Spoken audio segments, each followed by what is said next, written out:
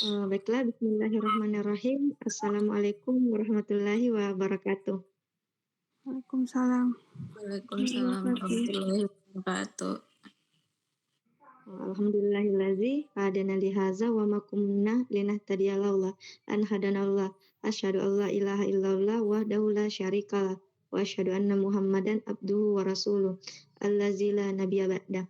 Baiklah, kami dari kelompok 4 akan mempresentasikan hasil diskusi kami yang berjudul Analisis Kinerja Keuangan PT Bukalapak.com Tbk. Perkenalkan, saya Nastuti selaku moderator dari kelompok 4. Dan untuk mengefisienkan waktu,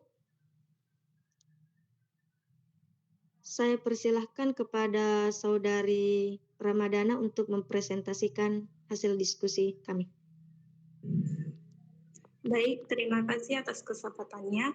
Di sini saya akan memaparkan materi mengenai definisi laporan keuangan. Nah, laporan keuangan ialah suatu ringkasan dari suatu proses pencatatan laporan keuangan dari transaksi-transaksi keuangan yang terjadi selama satu periode atau tahun buku yang bersangkutan. Adapun kinerja keuangan adalah suatu analisis yang dilakukan untuk melihat sejauh mana suatu perusahaan telah melaksanakan dengan menggunakan aturan-aturan pelaksanaan keuangan secara baik dan benar. Selanjutnya, ada beberapa tujuan dalam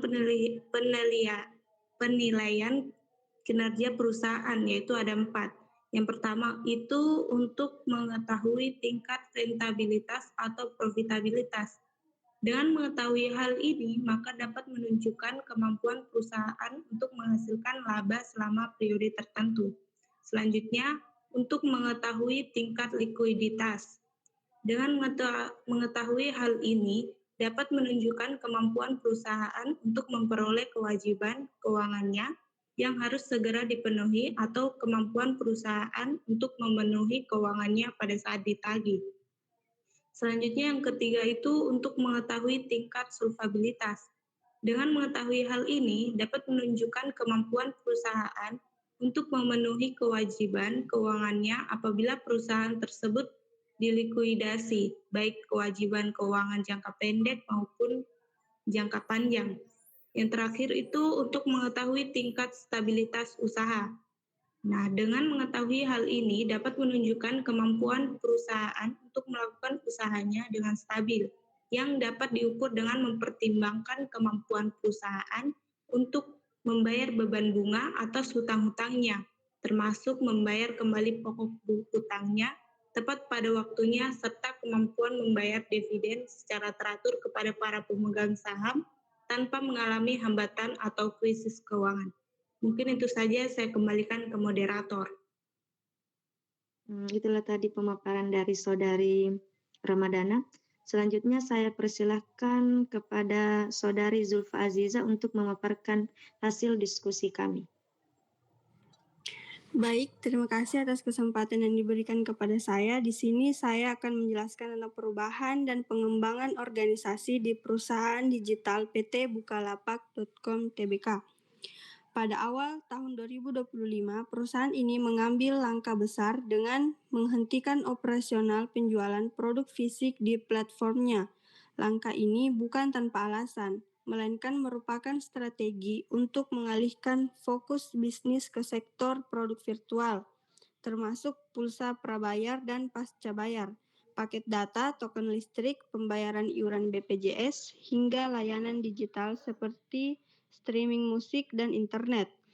Transformasi ini menjadi respon langsung terhadap tekanan kompetitif yang meningkat di pasar e-commerce nasional, terutama dari dominasi pemain besar seperti Shopee dan Tokopedia, yang telah memperkuat posisinya melalui dukungan dari raksasa teknologi global seperti ByteDance.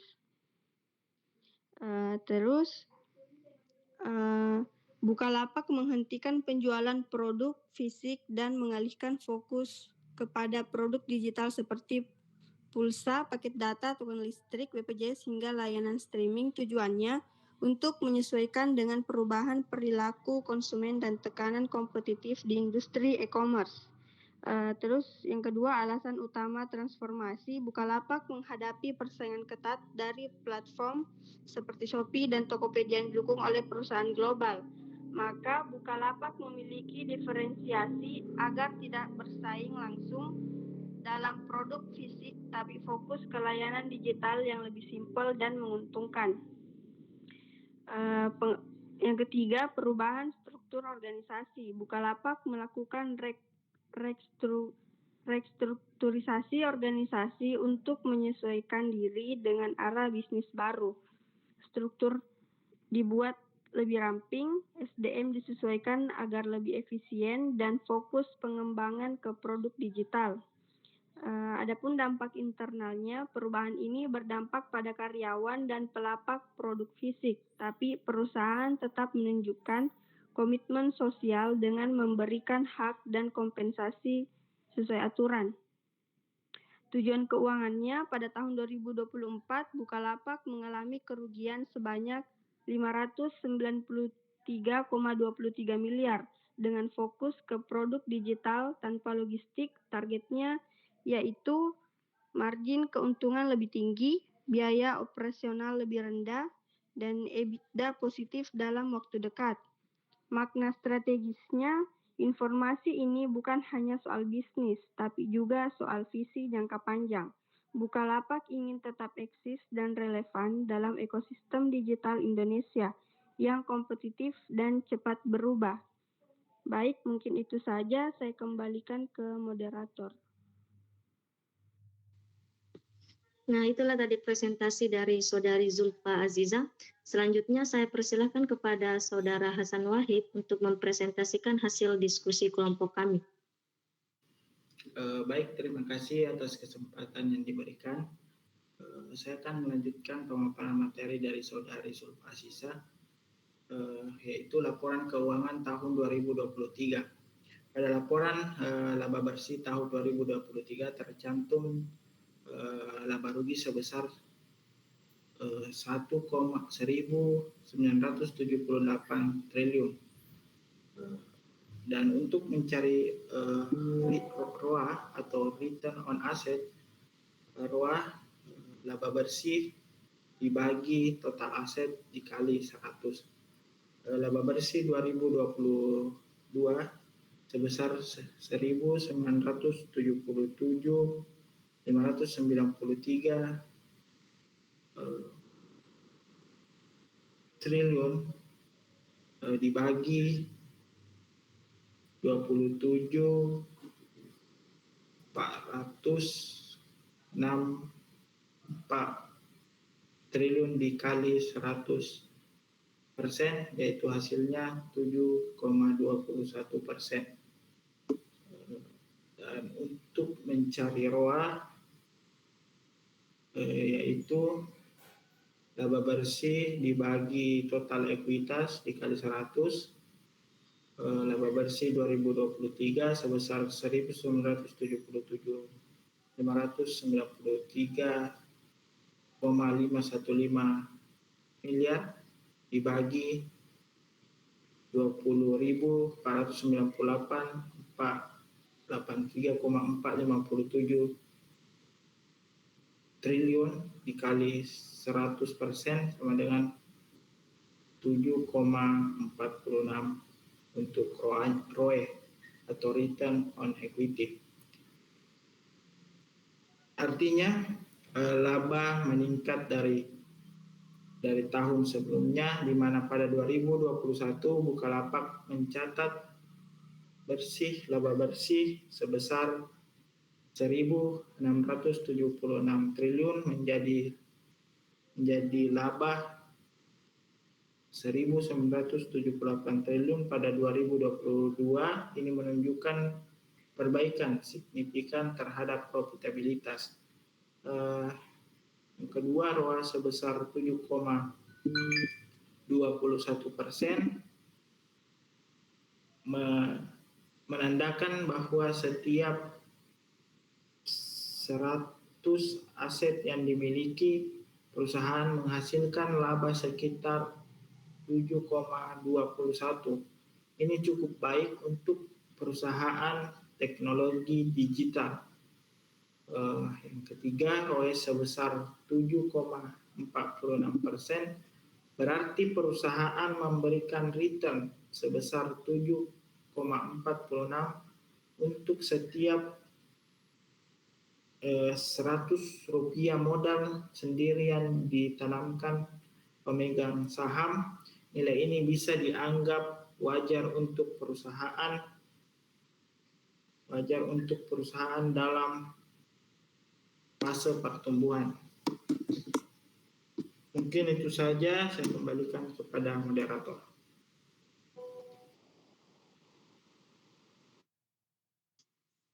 Itulah tadi presentasi dari Saudara Hasan Wahid. Selanjutnya saya persilahkan kepada Saudari Nurul Ifa Karima untuk mempresentasikan hasil diskusi kelompok kami. Terima kasih atas waktu yang diberikan. Saya akan menjelaskan laporan keuangan tahun 2023.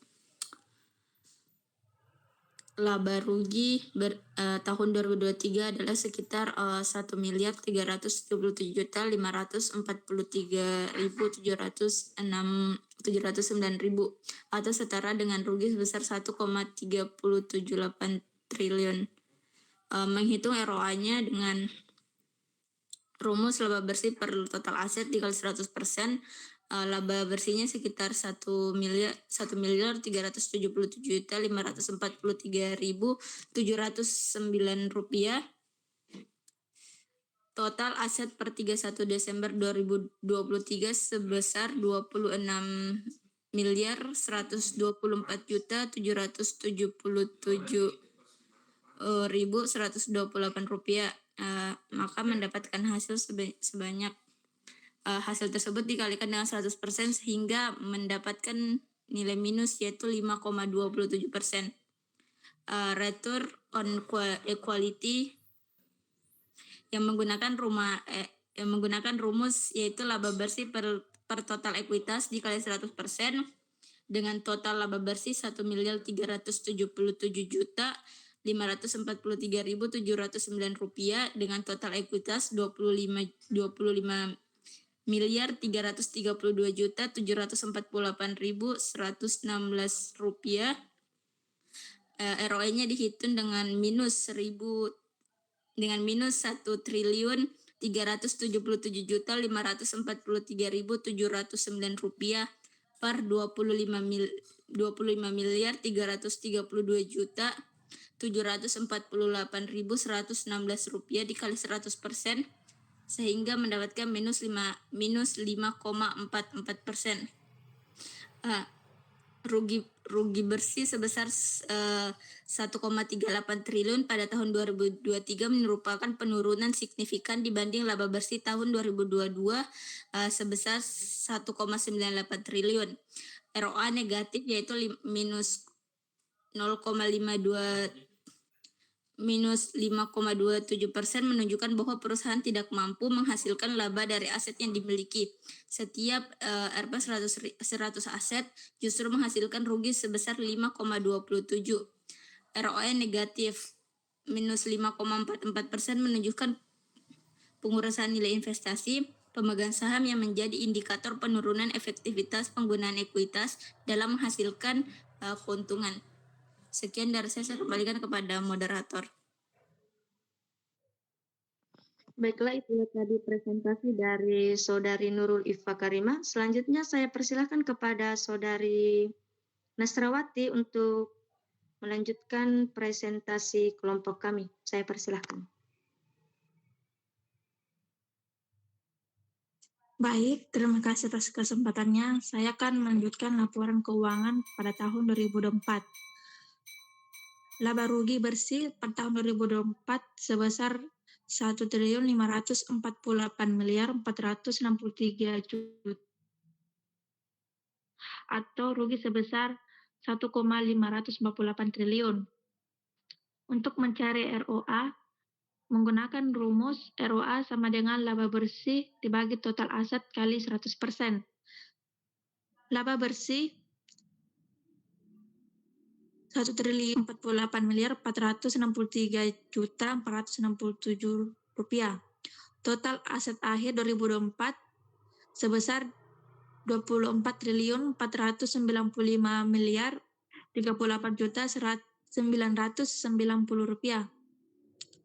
ROA sama dengan minus 1.548 miliar 463.467 rupiah dibagi 24.495 miliar 38.990 rupiah dikali 100% sama dengan minus 6,24%. Untuk mencari ROE-nya menggunakan rumus ROE sama dengan laba bersih dibagi total ekuitas dikali 100%. Laba bersih sebesar 1.548 miliar 463.467 rupiah. Total ekuitas sebesar 23.700 miliar 795.809 rupiah. ROE sama dengan minus 1.548 miliar 463.467 rupiah dibagi 23.700 miliar 795.809 rupiah dikali 100% sama dengan minus 6,53%. Pada 2024, Bukalapak mencatat kerugian bersih sebesar 1,548 triliun, lebih besar dibandingkan kerugian pada tahun 2023 sebesar 1,378 triliun. ROA minus 0,24%, artinya setiap 100.000 aset menghasilkan kerugian 6,24%. Menunjukkan penurunan efisiensi penggunaan aset dalam menghasilkan laba. ROE minus 6,53% berarti nilai investasi pemegang saham mengalami penyusutan yang menandakan bahwa perusahaan belum mampu memberikan pengembalian positif dari ekuitas. Mungkin itu saja dari saya kembalikan ke moderator. Nah, itulah tadi pemaparan materi dari kelompok kami. Sehingga dapat ditarik kesimpulan dari pemaparan tersebut ialah, nah, berdasarkan hasil analisis terhadap laporan keuangan PT Bukalapak.com Tbk dari tahun 2022 hingga 2024 dapat disimpulkan bahwa perusahaan mengalami fluktuasi signifikan dalam kinerja keuangannya. Pada tahun 2022, PT Bukalapak.com Tbk mencatat laba bersih sebesar 1,978 triliun dengan ROA sebesar 7,21% dan ROE sebesar 7,46%. Hal ini menunjukkan kinerja keuangan yang cukup baik. Setelah sebelumnya pada tahun 2021, perusahaan mengalami kerugian. Namun, pada tahun 2023, perusahaan kembali mengalami kerugian sebesar 1,378 triliun rupiah yang menyebabkan ROA dan ROE masing-masing menjadi minus 5,27% dan minus 5,44%. Kinerja ini semakin memburuk di tahun 2024 dengan kerugian yang meningkat menjadi 1,548 triliun rupiah serta ROA sebesar minus 6,24% dan ROE sebesar minus 6,53%. Walaupun perusahaan masih memiliki ekuitas positif sebesar 23,7 triliun rupiah per akhir 2024, namun kinerja keuangannya menunjukkan bahwa perusahaan belum mampu menciptakan nilai tambah bagi pemegang saham. Secara operasional, Bukalapak dapat dikatakan mengalami kebangkrutan profitabilitas meskipun belum bangkrut secara hukum. Dari sisi strategi bisnis, Bukalapak telah melakukan transformasi signifikan dengan menghentikan penjualan produk fisik dan beralih ke layanan digital seperti pulsa, paket data, token listrik, dan pembayaran iuran BPJS. Perubahan ini disertai dengan restrukturisasi organisasi dan efisiensi operasional. Nah, adapun saran dari kelompok kami yaitu PT Bukalapak.com Tbk perlu memperkuat fokus pada layanan digital yang memiliki margin tinggi, seperti pembayaran virtual dan produk digital lainnya. Namun, penting untuk memastikan bahwa transformasi ini juga dibarengi dengan inovasi yang relevan dengan kebutuhan konsumen agar tidak kehilangan basis pelanggan lama. Nah, itulah tadi hasil presentasi dari kelompok 4. Saya selaku moderator mohon maaf sebesar-besarnya apabila ada kekurangan. Billahi fisabilil haq, fastabiqul khairat. Assalamualaikum warahmatullahi wabarakatuh. Waalaikumsalam warahmatullahi wabarakatuh.